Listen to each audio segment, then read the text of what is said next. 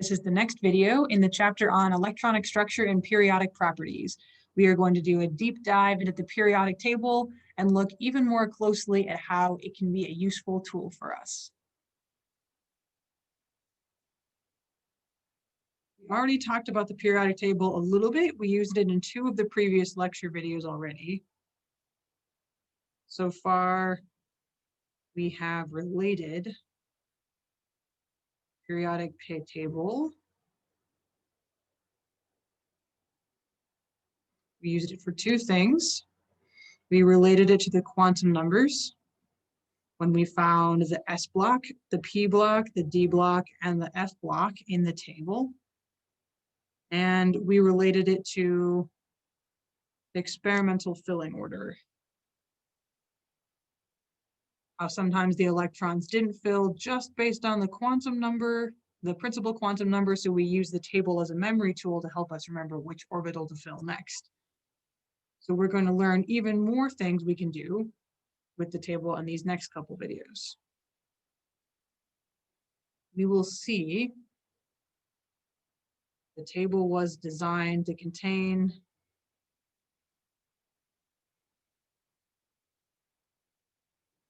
even more information.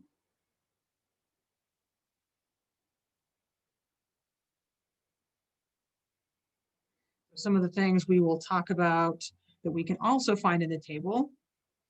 It tells us about groups of elements that have similar chemical properties to allow us to predict how an element we haven't encountered before might behave. It specifically tells us about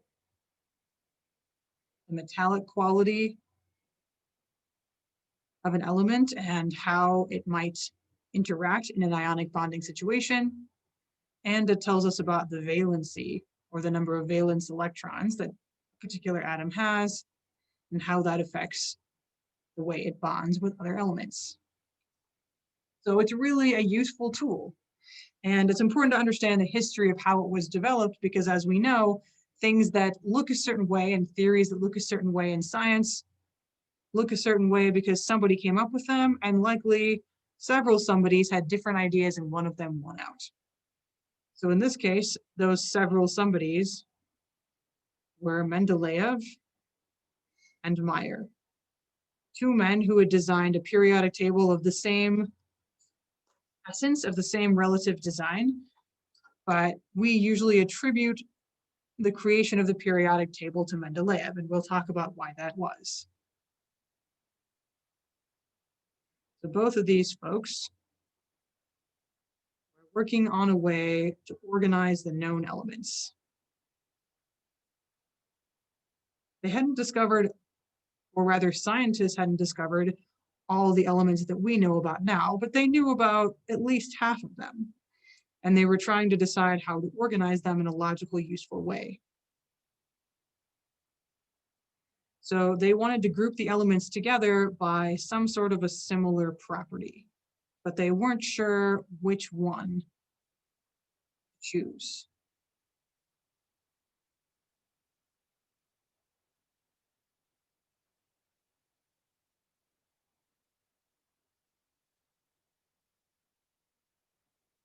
Okay, we'll underline that. They're looking to choose a property to use to organize the elements. And if we do a brainstorming exercise, we can think of lots of different kinds of properties for just one particular element. If I told you the element was aluminum, what information could you tell me about aluminum? You could probably tell me what color it was. You could tell me about its density. You could tell me about maybe its atomic mass compared to other elements. You could tell me about how it reacts with other elements, how vigorously, which elements in particular it likes to react with. You could tell me what its state of matter was at room temperature. You could tell me its metallicity and its ductility and conductivity. There's lots and lots of different properties for a particular element, but we need to choose one carefully. So most of these properties, if we chose them, would produce separate groupings.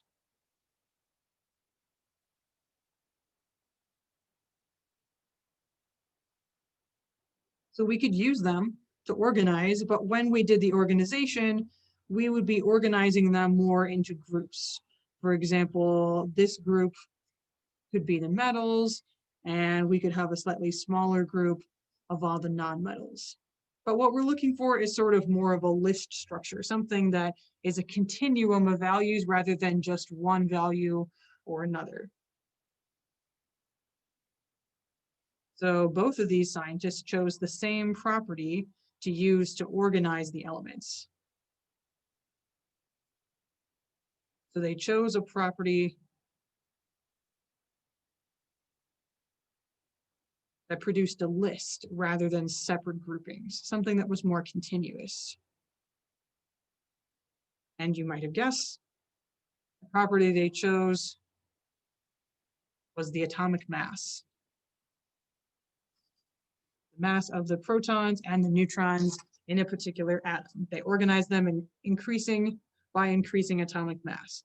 And this is so fundamental to what we do as chemists, we went ahead and made that a scientific law. The periodic law states when elements are arranged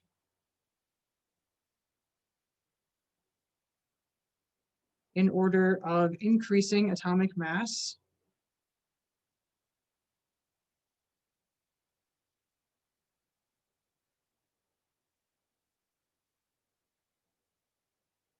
when we do that, certain sets of properties occur in the list periodically. And that is why we called it the periodic table. Because elements with the same chemical properties occurred in the list ordered by atomic mass periodically, or rather in a regular pattern, every certain number of elements. So not all the elements that we know of had been discovered at the point when the periodic table was first made in 1869, but there's a lot of familiar elements, especially at the beginning. So let's look at a list of some of the elements that had been discovered at the time and what periodic properties really means. So here's a list of most of the first 24 elements that had been discovered already. And we can find some periodic properties in here. We can find elements that have similar chemical properties. For example, lithium and sodium. Those are both metals. They're silvery in appearance, they're soft, and they're extremely reactive in water. So those have similar chemical properties, and they are 1, 2, 3, 4, 5, 6, 7 atoms apart in this list. Or we could look at carbon and silicon. Carbon and silicon exist as solids at room temperature, and they have properties that are semi-metallic and sort of not metallic, and they can bond to a variety of numbers of elements. And those are 1, 2, 3, 4, 5, 6, 7 apart in the list as well. Or we could look at fluorine, which is similar to chlorine. Both of these are gases at room temperature, and they like to form diatomics, bonding with other elements of the same type. And these are 1, 2, 3, 4, 5, 6, 7. And we could say the same thing for the other 4 pairs in this list. These are periodic properties.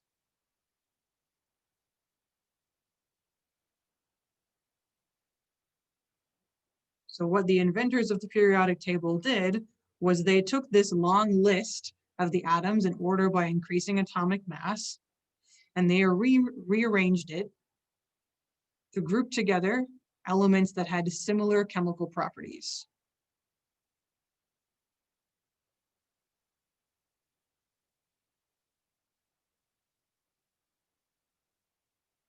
Specifically, they put things with similar chemical properties in the same vertical group. So we're basically going to take all of the elements with the same colored circle, and we're going to put them in the same vertical column. So we'll start with lithium, and we'll go horizontally with our list: lithium, beryllium, boron, carbon, nitrogen, oxygen, fluorine, and then we reach another red one. And instead of continuing with our list horizontally, we're going to make a new line and we're going to put sodium underneath lithium because they have similar properties. Magnesium, aluminum, silicon, phosphorus, sulfur, chlorine. And we'll even go ahead and add the next set that I didn't write above. The next line would be potassium, calcium, empty space, titanium, vanadium, chromium, manganese. And this isn't exactly what the periodic table looks like now, but this is how it started. It started with this periodic thing. And you'll notice this, there's no element listed right here. This is empty. And that was the most exciting part of the periodic table. And it was only in one of the versions. It was only in the version made by Mendeleev. So Mendeleev's version gained fame because he left blank spaces rather than trying to shove them in to the same number of rows and columns. He left blank spaces for elements yet to be discovered.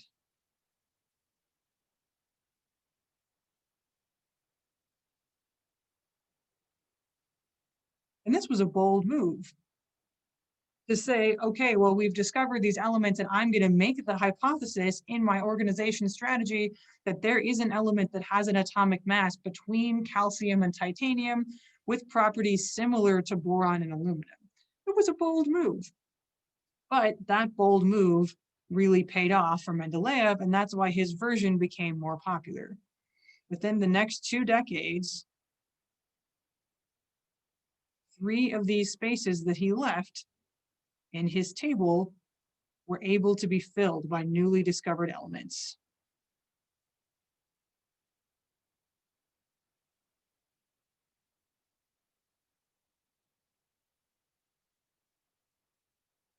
And these newly discovered elements had similar properties to the other ones in their same vertical groups.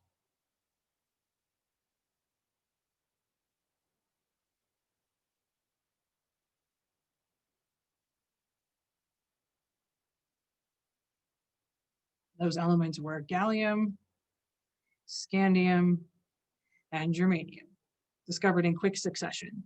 And scandium in particular is the one that fills in this particular hole between calcium and titanium. It has an intermediate atomic mass, and it has chemical properties similar to those in the same vertical group. So Mendeleev got to be the one who was credited with the discovery of the table. So that's sort of the history of why we decided to organize them in this way, horizontally and vertically, so that everything with the same chemical properties ended up vertically arranged.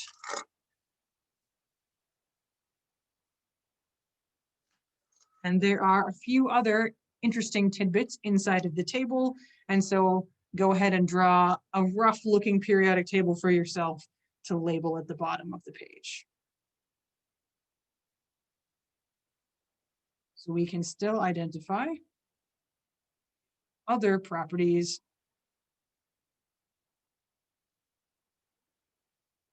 in the table.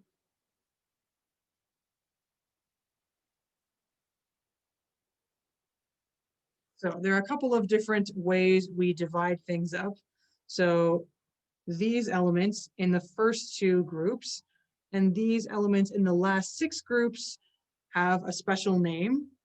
They are called the main group elements, because those were the easiest to sort together when making these, the original versions of the periodic table. It was the easiest to group their properties together. So that was groups 1 and 2 and 13 through 18. Those are main group elements. And then for the D block here, these 10 rows, these were called the transition metals, with the F block being named the inner transition metals. This is groups 3 through 12. Oh, it looks like we forgot to number the groups. So let's do that so we're clear. 1, 2, 3 through 12 are in here in the D block. And then the rest of the main group, 13, 14, 15, 16, 17, and 18. And remember that a group is a vertical column and a period is a horizontal row. For periodic properties, because we split the end, we put a line break at the end of the horizontal row to arrange them by periodic properties. Okay, so we've got main group elements and transition metal elements and inner transition metals. That's one way that we can divide up the elements on the table. Another way that we can divide them up is by metallic properties, which we considered on the previous page and decided against. So all of our metals fill up all of the S block except for hydrogen and all of the D block and all of the F block and the left part of the P block.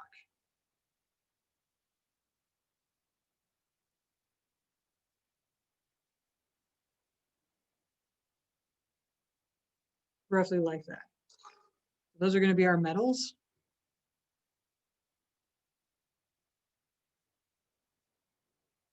And we group those together because they have similar properties. For example, they're all fairly shiny, they're conductive, they're malleable, they're ductile. Those are some of the metal properties. And you can guess that if we have metals, we also have non-metals. We'll color those in blue. So hydrogen is the only one over here on the left side of the table that is a non-metal.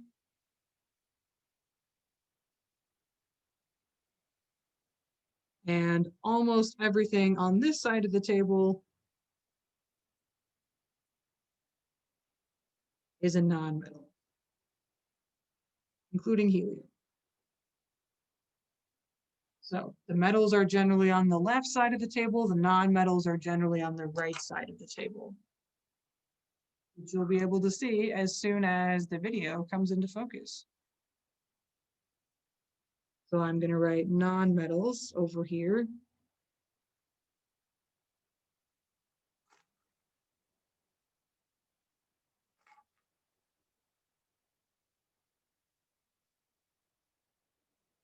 Non-metals are not shiny, and they are not conductive.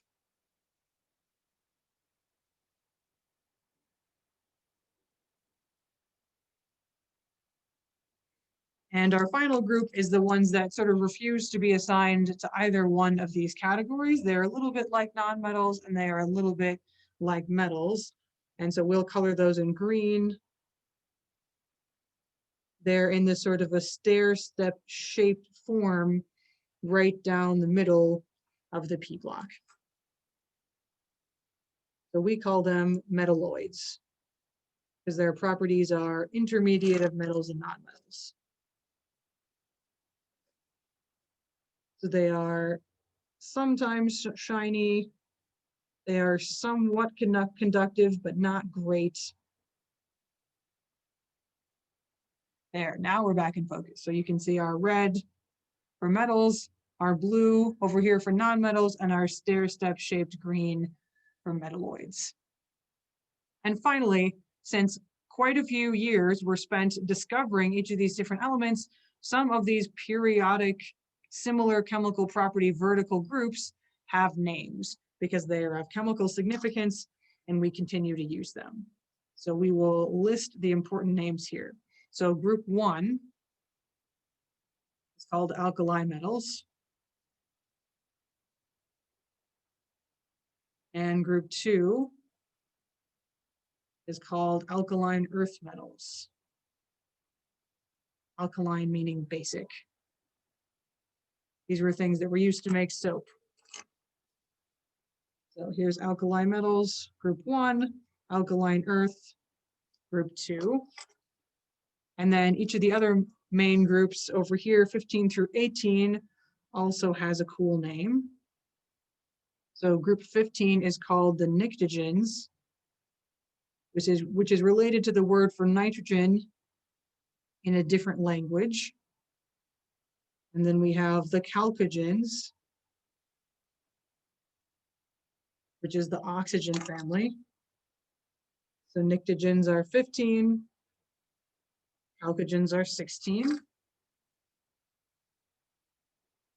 Then we've got group 17 is the halogens.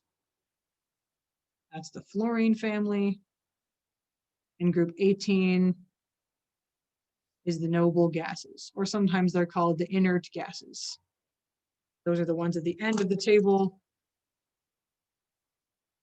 who have a filled subshell configuration. We usually just call these the transition metals, and then the 2 rows of the F block are specifically called, they're named for the element at the beginning of the block. So lanthanum is the first element in the first row, so these are called the lanthanides, and actinium is the first element of the second period, so these are called the actinides.